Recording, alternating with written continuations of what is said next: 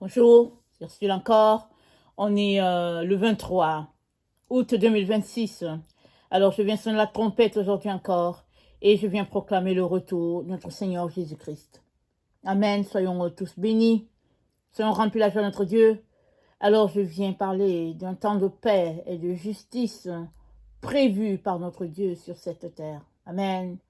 Alors, le Seigneur Jésus-Christ, quittant cette terre, a dit à ceux-là qui étaient en contact avec lui, il a dit, je vous donne ma paix. Je ne vous la donne pas comme le monde la donne. Croyez en Dieu et croyez en moi. La paix de Dieu est rattachée à sa parole. Elle n'est pas rattachée à ce que nos yeux voient. Ce n'est pas parce qu'il y a un trouble dans ta vie que la paix n'est plus là. Que la paix que Dieu a promis n'est plus là. La paix, n'est-ce pas? Elle vient de Dieu, de celui-là qu'il a décrété. Il a établi le monde sur un principe. Il est le Dieu des principes. Et il te demande de croire que la paix sera sur la terre un jour. En attendant, les gens viennent, ils passent, ils vont dans leur maison de repos, dans la présence de Dieu, ceux qui, n'est-ce pas, lui donnent leur vie. Ils continuent de s'épanouir dans la présence de Dieu, loin de la vue des vivants sur la terre, mais la paix viendra. La paix a été prophétisée par Dieu, elle fait partie de son agenda, et cette paix et cette justice va s'établir sur cette terre. Quand bien même nos yeux voient le contraire, quand bien même nous subissons, n'est-ce pas, toutes sortes de maltraitance et d'injustice, la paix de Dieu, n'est-ce pas, est là, elle est promise. Il suffit d'y croire et d'espérer en celui-là qu'il a promise. Alors, Ésaïe 32, le verset 15 nous dit, « Jusqu'à ce que d'en haut, l'Esprit soit répandu sur nous, alors le désert deviendra un verger, tandis que le verger aura la valeur d'une forêt. Le droit habitera dans le désert, et dans le verger s'établira la justice. Le fruit de la justice sera la paix. La justice produira le calme et la sécurité pour toujours. Le fruit de la justice sera la paix. La paix est un fruit. La paix sort de quelque chose. Elle sort de la justice de Dieu. Et cette justice, comment a-t-elle été établie ou bien comment est-elle venue à nous? Elle est venue à nous par le juste, Jésus-Christ lui-même. Il a été proclamé, n'est-ce pas, juste parmi ses frères et il nous a transmis cette justice. On l'a hérité parce qu'on a donné notre vie à Jésus. Ça fait partie de l'héritage, n'est-ce pas, pour tous ceux-là qui donnent leur vie à Jésus. Alors, tu peux t'arrêter pour dire, ok, mais je trouve qu'il y a beaucoup d'injustice, je trouve qu'il n'y a pas la paix, et puis c'est compliqué, vraiment ce qui a été promis, je ne le vois pas et tout. Dieu a un temps où il a promis quelque chose. Quand il promet, il a le timing de ça. La Bible dit, la parole de Dieu ne sort pas de lui sans accomplir ce pourquoi elle a été envoyée. Alors quand la parole de Dieu sort, elle a, n'est-ce pas, une longueur avec laquelle Dieu la communique. Elle a un poids, n'est-ce pas, une pesanteur. Elle a le but pour lequel elle est envoyée et elle va en direction de la personne ou bien du peuple où Dieu l'a envoyée. Et quand les temps seront accomplis, alors la parole va s'accomplir. Alors, Dieu, dans une conversation avec Abraham, alors Abraham a dit à Dieu, voici je m'en vais, tu ne m'as pas donné un héritier, et puis bon, Eliezer serait mon héritier. Dieu lui a dit, ne t'inquiète pas, ce ne sera pas Eliezer. Tu auras un héritier. Malgré cela, les choses se sont passées telles qu'elles se sont passées, Ismaël est venu. Dieu n'a pas changé d'avis en disant, ok, d'accord, là, comme Abraham a fini par succomber à sa chair, on va laisser faire. Non, Dieu avait promis à Abraham et Sarah qu'ils auraient un héritier, un descendant, et il avait un temps où il voulait que cet héritier-là vienne, et son temps à lui, ce n'était pas le temps d'Abraham et Sarah. C'était que Isaac devait venir dans la vieillesse d'Abraham et de Sarah. Quel était le but? On ne sait pas. Un jour, Dieu va nous expliquer. Mais son timing à lui, c'était le timing où Isaac est venu. Dieu n'était pas en retard, il n'avait pas oublié. C'était ça. Et les choses se sont passées telles qu'elles se sont passées. Finalement, Jacob s'est retrouvé en Égypte. Et en Égypte, Dieu avait déjà dit à Abraham, ta descendance sera nombreuse sur la terre. Toutefois, ils seront opprimés en Égypte. Ils vont demeurer là-bas pendant 400 ans, au moins. Et après, je vais les délivrer. Alors, est-ce que les 400 ans, c'était à partir du moment où Jacob s'est retrouvé en Égypte? Ou bien est-ce que les 400 ans, c'était à partir du moment où le pharaon s'est mis à les maltraiter? On ne sait pas. Mais Dieu a dit, ils vont durer en Égypte 400 ans. Ils seront esclaves. Mais je vais juger le peuple où ils auront été esclaves. Je vais les délivrer de là. Je vais les ramener sur la terre que je t'ai promis, c'est-à-dire à Canaan. Alors, Israël est parti. Les choses sont passées telles qu'elles sont passées. Le moment arrivé, Dieu a envoyé un libérateur dans la personne de Moïse, leur propre frère. Israël est sorti. Et ils sont revenus sur la terre de Canaan et la vie a continué. Et Dieu n'était pas en retard. Il savait que les choses se passeraient telles que ça se passerait, si bien que dans cette migration et tout, il avait prévu que le sauveur du monde viendrait pour sauver toute l'humanité. Le sauveur, ce n'était pas Moïse. Moïse était juste une figure, n'est-ce pas, annonçant ce sauveur-là, mais personne ne savait qui il était. Les gens savaient qu'Élie reviendrait, et finalement, Jésus est venu. Il est venu n'étant pas sous la forme que les leaders religieux l'attendaient. Il est venu, on ne savait pas qui était son père. Et puis, il est venu, il n'a pas étudié dans leurs écoles. Et il démontrait la puissance de Dieu dans ses paroles, dans ses actions. Il a fait l'objet de mépris, de haine, de jalousie. Finalement, ils ont dit, tuons-le. Ils ont fait ce qu'ils ont fait. Ils l'ont tué, mais après, voici encore Jésus qui était là. 3 jours après, Jésus était encore là. Et puis, ses amis ont pensé que c'était dans ce temps-là qu'il rétablirait le royaume d'Israël. Mais il leur a dit, non, je dois aller à mon père. Mais je vais revenir. Je ne vous laisserai pas orphelin, mais je dois revenir. Et il est parti. Et ses amis, n'est-ce pas, espéraient qu'il partirait avec eux. Non. Eux, ils devaient arriver à leur temps. Et le temps s'est écoulé. Ça fait 21 siècles de ça. Et on continue d'attendre, n'est-ce pas, la venue du Seigneur. Il a dit dans sa parole, je reviendrai, j'établirai mon règne sur la terre. Et comment sera ce règne, on ne sait pas. Les hommes ont essayé de changer, n'est-ce pas, les Écritures, essayant d'expliquer comment les choses vont se passer. Ça ne change rien au fait que Dieu a son timing à lui. Il sait comment il va faire les choses. Et nous, il nous demande de croire qu'il y aura un temps de justice, il y aura un temps de paix. C'est ça qu'il nous demande. Et ça, c'est la partie qui est la plus difficile, n'est-ce pas, pour plusieurs d'entre nous. Parce qu'on veut gérer les choses par nous-mêmes. On veut faire avancer les choses selon ce que nous comprenons. Surtout que nous nous croyons plus sages et plus intelligents que Dieu.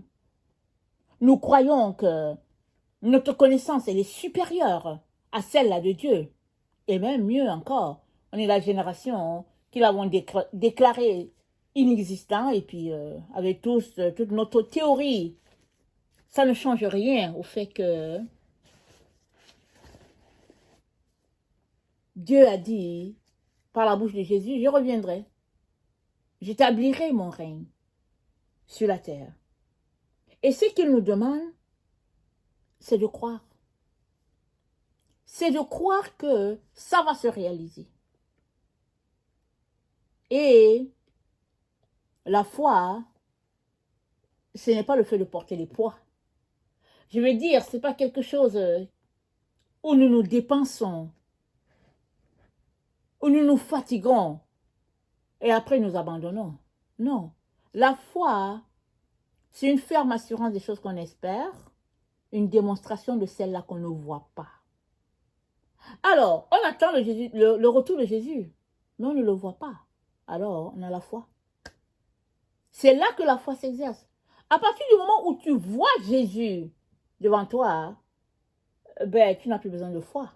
Il est là.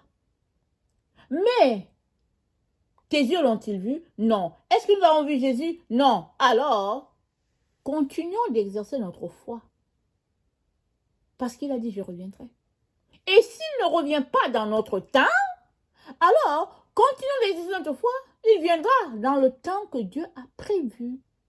C'est ça qui s'est passé avec les apôtres. Ils ont attendu. Lisez les Écritures. Vous allez voir que à chaque jour, ils parlaient comme si Jésus viendrait ce même jour-là. Paul a dit, je crois que je vous serai libéré. Et je vous serai libéré bientôt. Mais ils ont fait exécuter Paul. Est-ce que ça veut dire que Paul s'est trompé? Est-ce que ça veut dire que Paul n'avait pas la foi? Non. Paul avait la foi. La ferme assurance qu'il serait libéré parce que les gens, n'est-ce pas, hein, n'ont rien trouvé en lui. Ils lui ont dit vie. Ils ont dit vie tranquille. Et puis, il avait une maison à sa disposition. Il fait ses activités. Mais il s'est levé. Un autre, je ne sais pas si c'est proconsul ou quoi, il s'est levé et puis il a décidé que, tiens, il a fait exécuter Paul. Et c'est comme ça que nous avons les écrits de Paul et le témoignage de sa foi en Dieu. Étant dans sa prison, il n'a cessé d'encourager ses enfants spirituels, ceux-là qu'il a montés comme église. Alors nous avons Timothée, nous avons Tite, nous avons Barabbas, on peut continuer les citer si on les connaît. Toujours est-il que il n'a pas enseigné du mensonge à tous ceux-là qui ont reçu sa lettre. C'est pas Paul qui décidait du temps où Jésus-Christ devait venir. C'est pas toi qui vas décider du temps où Dieu va rétablir son règne. Il a dit aux disciples, je vais établir mon règne sur la terre. Son règne, n'est-ce pas, a commencé à s'établir depuis le temps où il est venu sur la terre. Il est mort. Ça n'a pas empêché Dieu de continuer à faire son travail. Dieu fait toujours son œuvre. Il y a des guerres, il y a des tremblements de terre, il y a des maladies, il y a des situations difficiles. Dieu continue de bâtir son royaume sur la terre. Et il aimerait que tu fasses partie de ce royaume-là. Un royaume où Dieu promet qu'il régnera la paix et la justice. Alors on peut s'arrêter pour dire, ok, c'est quand? Je le veux maintenant, Seigneur. Comme déjà dit, ce n'est pas nous qui décidons. Dieu décide, mettre les temps, mettre les circonstances. C'est là, n'est-ce pas, qu'il nous éduque, qu'il nous met à son école. L'école de la patience, l'école de la dépendance de Dieu.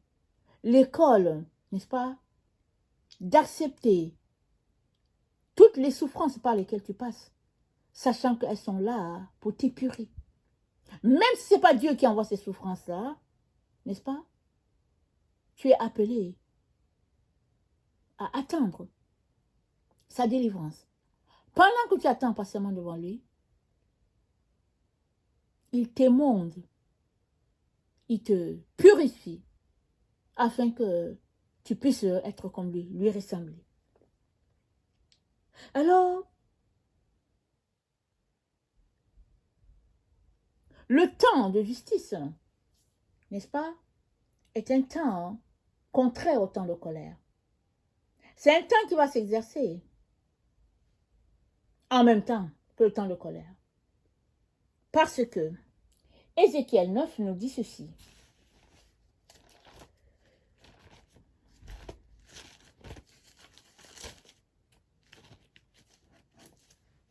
Excusez.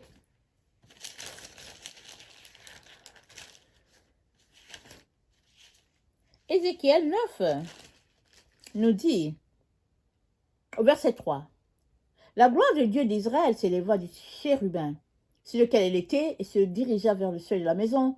Il appela l'homme vêtu de lin, et portant une écritoire à la ceinture. L'Éternel lui dit, passe au milieu de la ville, au milieu de Jérusalem. Fais une marque sur le front de ceux qui soupirent et qui gémissent à cause de toutes les abominations qui s'y commettent. Et à mes oreilles, il dit aux autres, passez après lui dans la ville, frappez, que votre œil soit sans pitié, n'ayez point de miséricorde. Tuez, détruisez les vieillards, les jeunes hommes, les femmes, les vierges, les enfants. Mais n'approchez pas de quiconque aura sur lui la marque, et commencez par mon sanctuaire, et commencez par les anciens qui étaient devant la maison. » Donc, à un groupe, Dieu dit, épargne le groupe. À un autre, il dit, passe après eux, et puis tue les autres. C'est-à-dire le jugement de Dieu, la justice, le temps de paix se passe comme simultané en même temps qu'il y a les événements difficiles qui arrivent. Si bien que ceux-là qui ont opté pour la paix, ils auront la paix. Et ceux-là qui ont opté, n'est-ce pas, pour le manque de respect à Dieu, ils se retrouvent à subir ce qu'il y a à subir. Alors, la paix, ce n'est pas quelque chose de physique. C'est d'abord quelque chose de spirituel. Amen. La paix, c'est d'abord un esprit spirituel. Tu commences d'abord par l'accepter dans ta vie. La paix s'appelle Jésus. Ésaïe 11.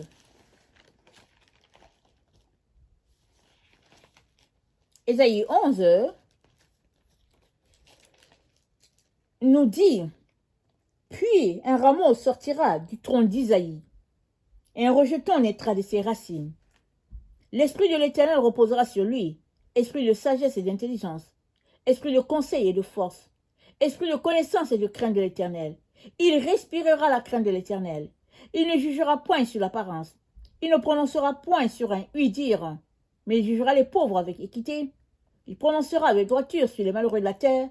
Il frappera la terre de sa parole comme une verge, et du souffle de ses lèvres, il fera mourir le méchant.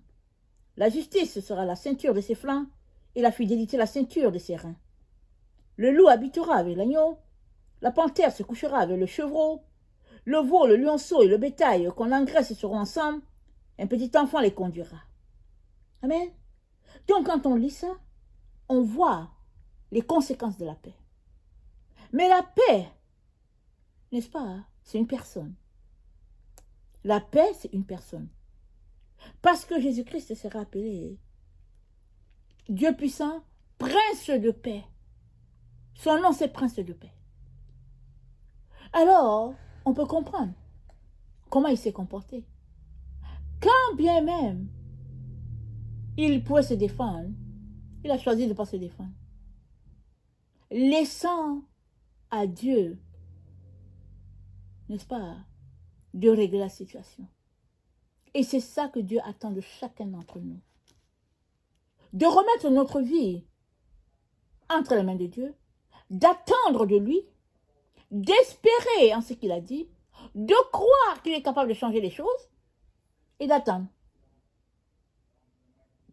Je reviens sur le texte d'origine, Ésaïe 32, le verset 15, jusqu'à ce que, d'en haut, l'Esprit soit répandu sur nous, alors le désert deviendra un verger, tandis que le verger aura la valeur d'une forêt, le droit habitera dans le désert, Et dans le verger s'établira la justice.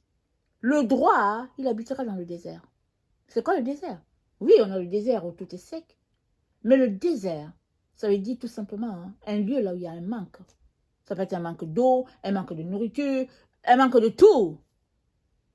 Et c'est dans le désert que Dieu dit que le droit va habiter, où la justice sera, où la paix sera.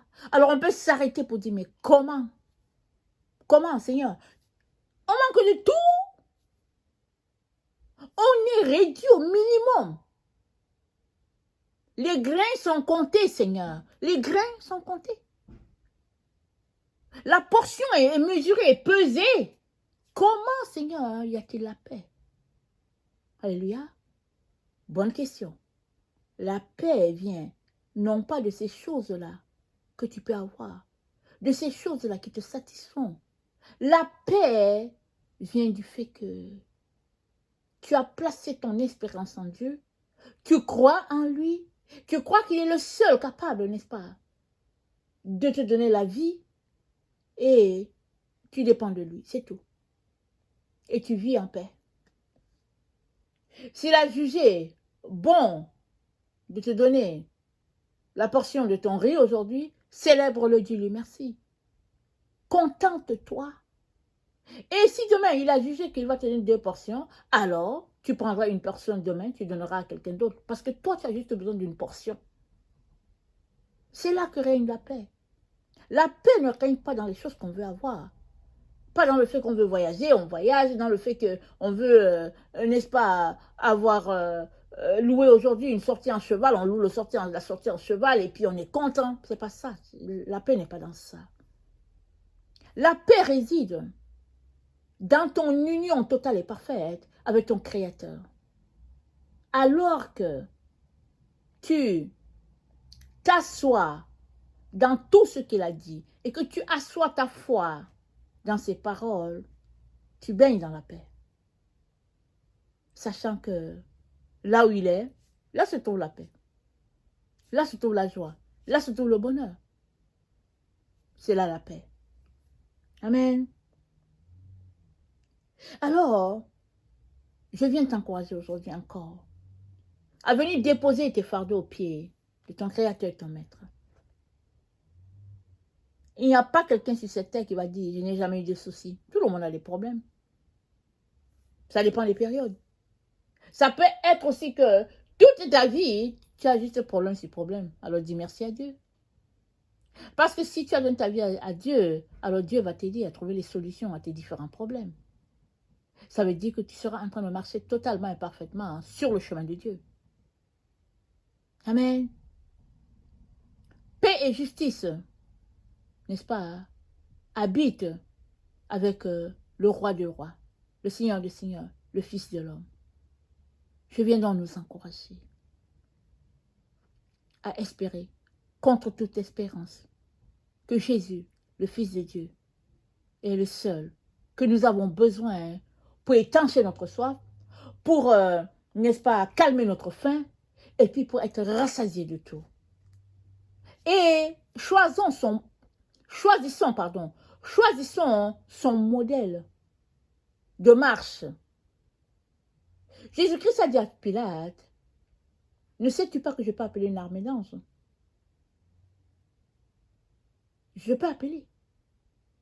Parce que Jésus-Christ était Dieu aussi. Mais il a choisi de faire ce que Dieu avait établi. Parce qu'il est bon d'obéir à Dieu. Et de laisser que ce que Dieu a décrété puisse se réaliser. Voilà pourquoi Dieu a besoin de ta volonté totale, parfaite, à 100% pour pouvoir travailler en toi. Il ne peut pas le faire autrement. Si tu lui donnes 90%, il y a le 10% qui n'a pas été donné. Si tu donnes 75%, il y a 25% qui n'est pas donné. Tu as besoin de donner ton entièreté à Dieu. Et là, en retour, il te communique sa paix. Et il te dit, voici le chemin. Marche ici. Et tu y marcheras. Amen. Si tu n'as pas encore donné ta vie à Jésus, voici l'occasion. Amen. Voici l'occasion. Viens, abandonne-toi à lui et ouvre ta bouche. Demande-lui pardon pour tes erreurs. Il va venir te combler et satisfaire ton âme dans les lieux arides où elle se trouve. Il va, n'est-ce pas, l'émonder de sa présence, de son nom. Et ta vie aura tout simplement une nouvelle saveur. Amen. Que le Seigneur bénisse sa parole. Amen et alléluia. Amen.